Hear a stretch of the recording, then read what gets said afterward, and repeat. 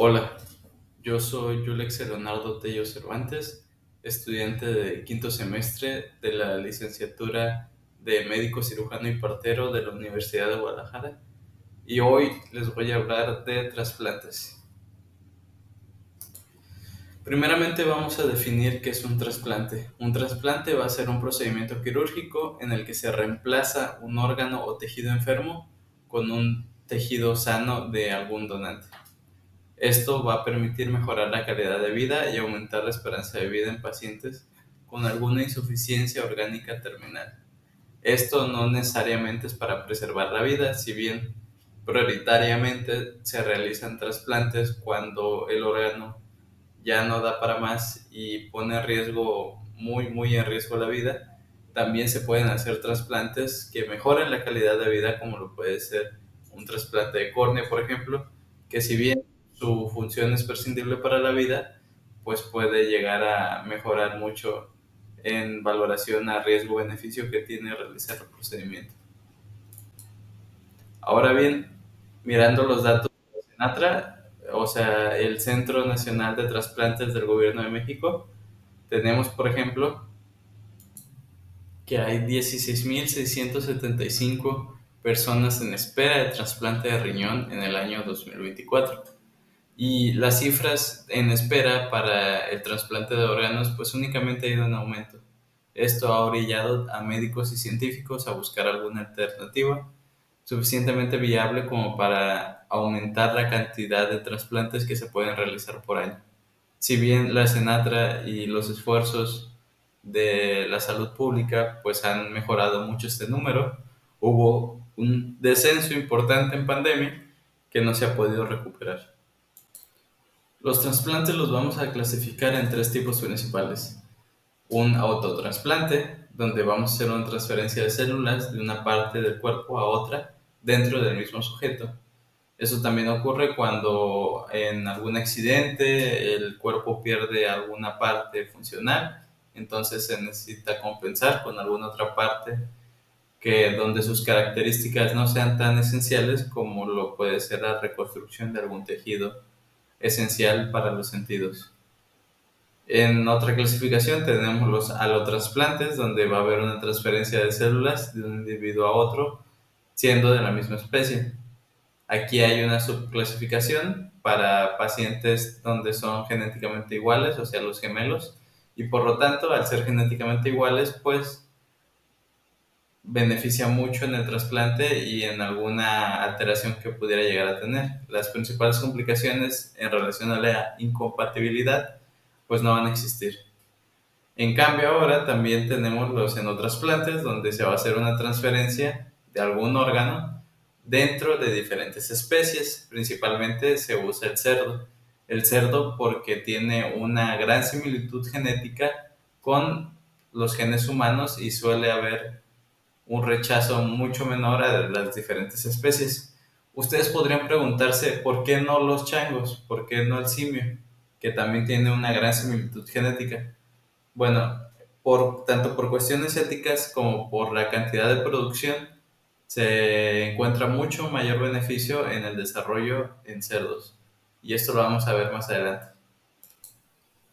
Para los trasplantes vamos a tener principalmente un riesgo y un reto inmunológico, siendo que los fármacos inmunodepresores van a ser esenciales completamente, pero por lo mismo de que vamos a tener que deprimir tanto el sistema inmune para que no exista algún rechazo ni agudo ni crónico, pues esto nos puede generar complicaciones en diversas áreas del cuerpo y de diferentes tipos de etiologías, como puede ser virus, bacterias y hongos, infecciones latentes sobre todo, como puede ser un citomegalovirus, puede salir a relucir, algún virus de la hepatitis, algún hongo como cándida, oportunista debido a la depresión del sistema inmune.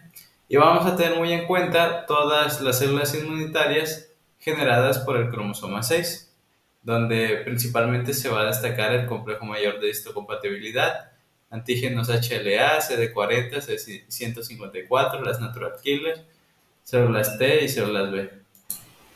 Los HLA o los antígenos leucocíticos humanos van a tener una función principal de presentar los fragmentos de las proteínas extrañas a los linfocitos T.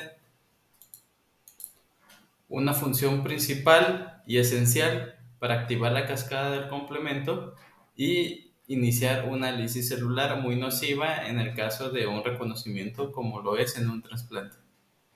Y en relación también a un estudio que investigué sobre la Revista Internacional de Ciencias Moleculares de una universidad de Suecia, la IL-10 va a ser una interleucina reguladora donde se va a inhibir la producción de otras citocinas proinflamatorias como IL-1, IL-6, interferón gamma y factor de necrosis tumoral alfa.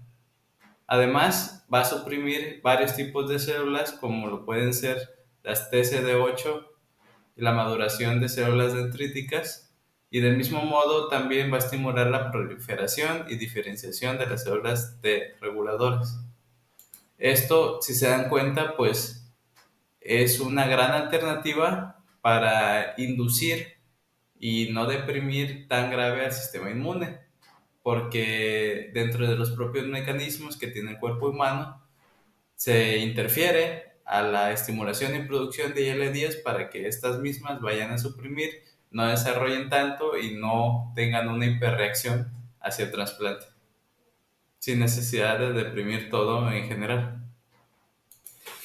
Además de eso, los principales fármacos de cabecera van a estar orientados mucho tanto a alguna afección que pueda tener el paciente como al tipo de trasplante que se está realizando.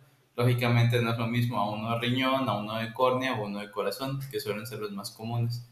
Vamos a usar generalmente y de cajón ciclosporinas, tacrolimus, especialmente en hígado, micofenolato, mofetilo, sirolimus y corticosteroides. Por ejemplo, las ciclosporinas se van a unir y van a inhibir la síntesis de calcineurina y IL-2. Vamos a usarlo como una microemulsión para mejorar su biodisponibilidad. El tacrolimus, lo vimos, aumenta mucho la supervivencia de un paciente en alguna inmunodepresión primaria, sobre todo relacionada al hígado, y va a ser un tratamiento básico como protocolo de sostén. También el micofenolato pues, se puede combinar muy bien con este medicamento anterior. El sirolimus puede permitir la eliminación temprana de corticosteroides y aminorar la dosis de calcineurina. Y los corticosteroides, utilizados en fase de inducción, sostén y tratamiento de algún rechazo agudo, suelen ser muy buenos y presentar muy buenos resultados. Lamentablemente esto deprime bastante al sistema inmune y luego podemos tener distintas afecciones relacionadas a, como lo puede ser algún síndrome de Cushing o alguna osteoporosis. Al ser una presentación de trasplantes, no podemos ignorar uno de los procedimientos más usados, como lo es el trasplante de riñón, generalmente indicado para las personas con una diabetes e hipertensión incontroladas de muchos años, donde se va a desarrollar una nefropatía crónica y a partir de la escala Cadigo, si la tasa de filtrado glomerular no es la adecuada, puede ser mortal y la hemodiálisis deja de ser suficientemente tratamiento como para suplir toda la eficacia y función del riñón. Este proceso debe ser muy cuidadoso y se deben de tomar en cuenta algunas afecciones cardíacas mortales para la vida por el mismo daño crónico que tiene el riñón. Alguna angina, alguna valvulopatía, arritmia, alguna infección por hepatitis, algún citomegalovirus, alguna infección como VIH o algo que ya esté deprimiendo el sistema inmune. Y en general debemos de tener mucho cuidado con los pacientes para que el trasplante tenga buenos resultados y un buen pronóstico. También considerar, por ejemplo, que dentro de los propios riñones vamos a tener muchas diferencias.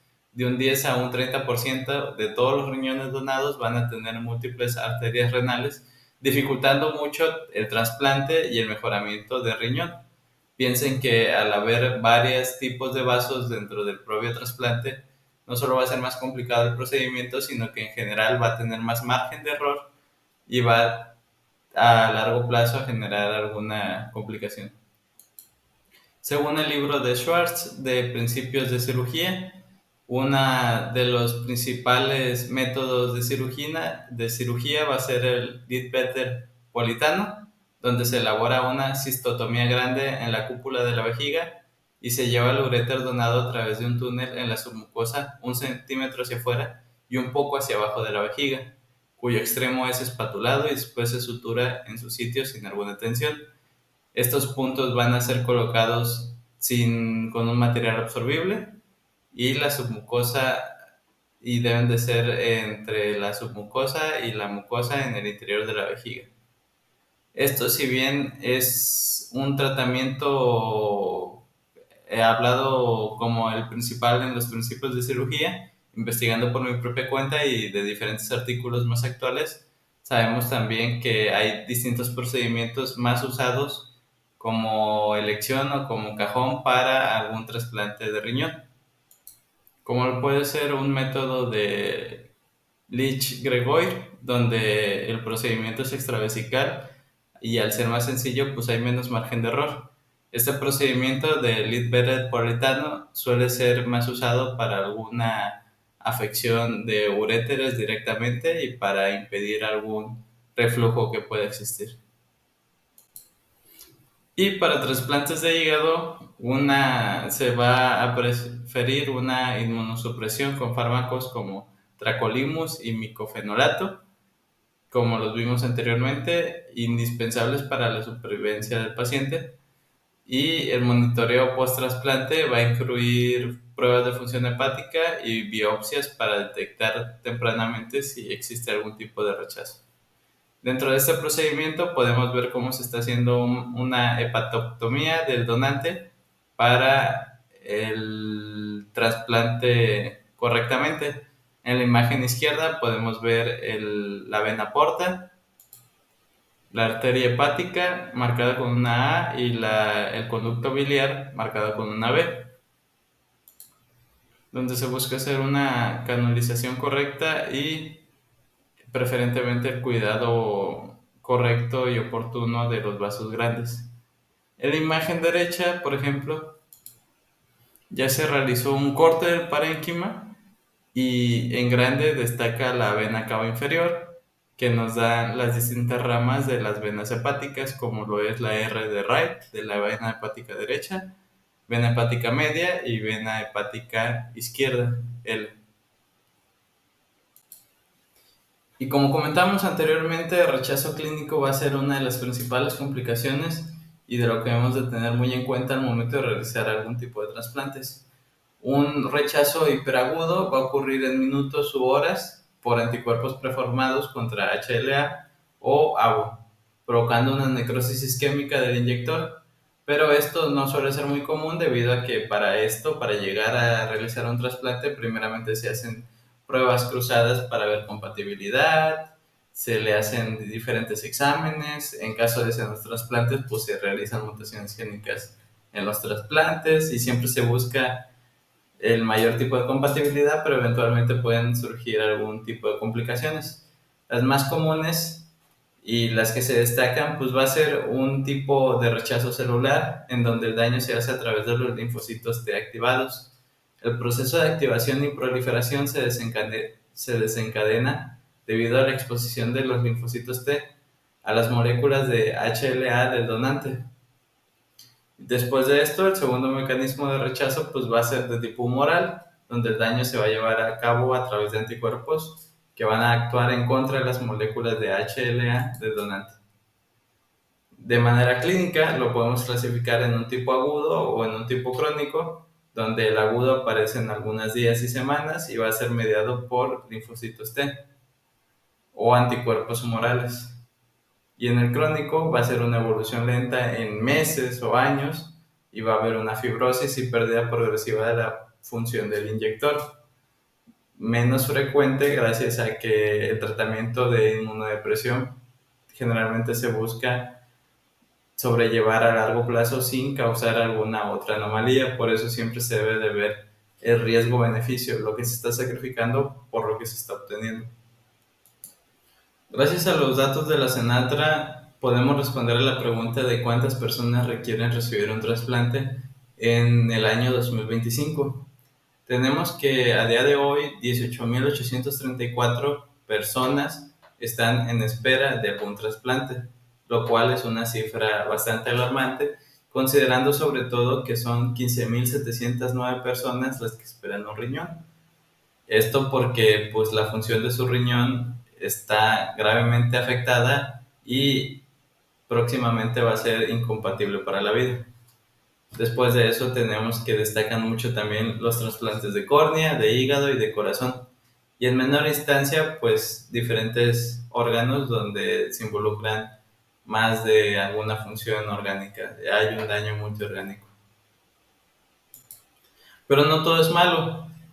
La Senatra ha hecho grandes esfuerzos para aumentar la cantidad de trasplantes que se realizan por año y en 2024 sabemos que se lograron 525 trasplantes de córnea, 440 trasplantes de riñón, 52 de hígado, 4 de corazón, uno de hígado-riñón y uno de corazón-riñón.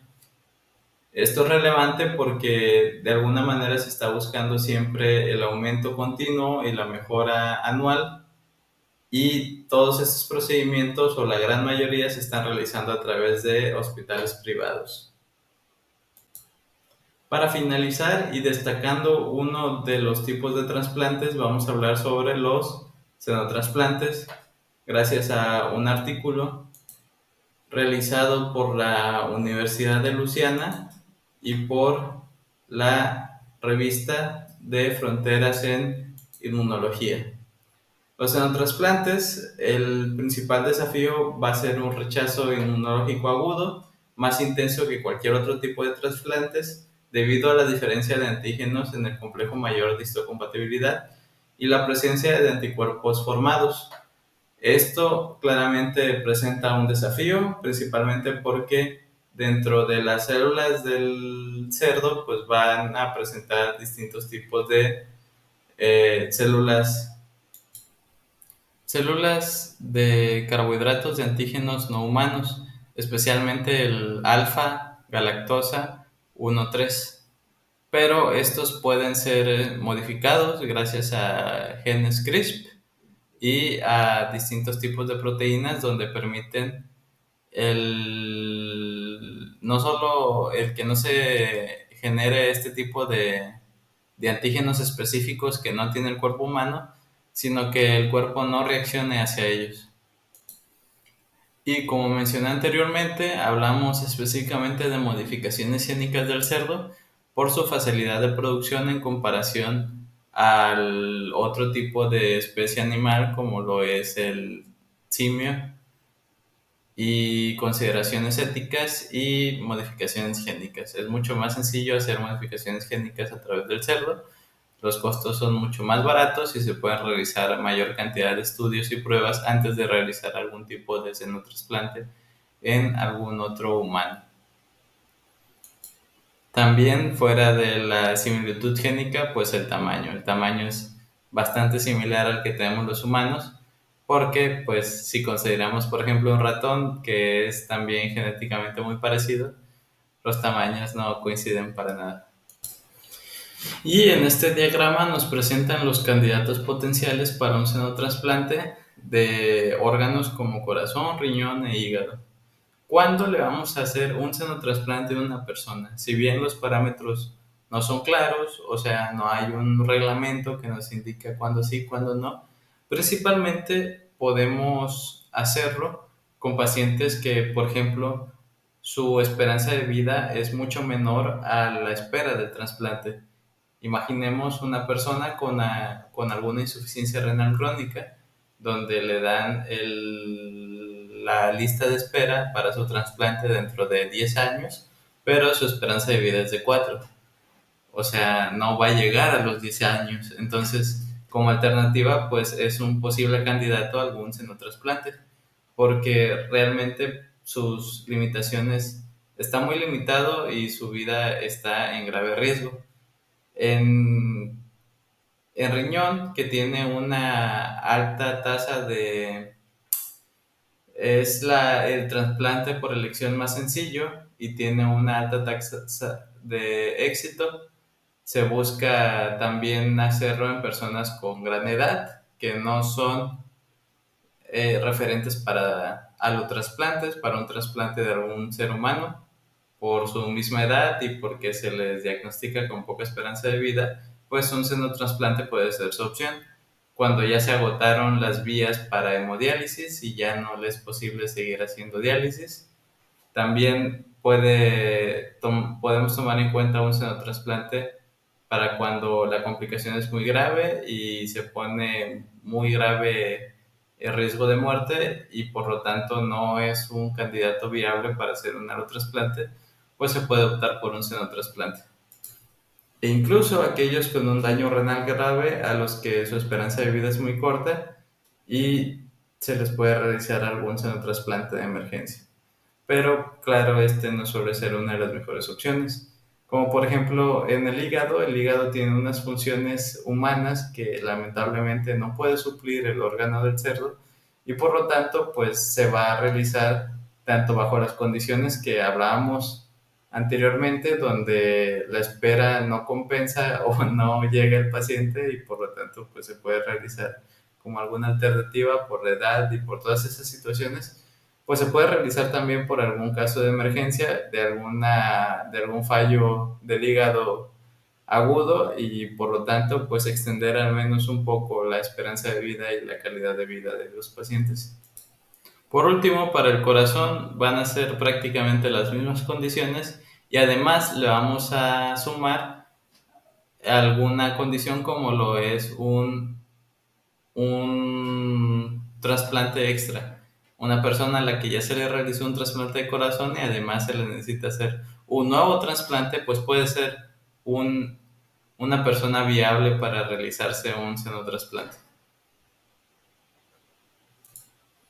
Por último, aunque pueda parecer de ciencia ficción, los xenotrasplantes están aquí para quedarse. Es una gran alternativa que tiene mucho desarrollo, mucho estudio por detrás y por muy raro que pueda parecer, pues ya es viable y ya se aplica. A continuación vamos a ver un caso de Nueva York donde se le realizó a una paciente femenina de 54 años un trasplante de riñón exitoso, aprobado por la FDA. So Lisa had both heart and kidney failure. She was pretty disappointed when she found out she really didn't have any options. She wasn't a candidate for a heart kidney transplant. She was getting sicker and sicker, and really, her life expectancy could be measured in days or weeks. And then when we presented this concept to her of a pig kidney transplant that would enable her to have better heart function as well, she was really excited to try it. She has been really steadfast in her desire to a xenotransplant with the hope that it could extend her life. So Lisa had both. Les agradezco mucho su atención y que tengan un buen día.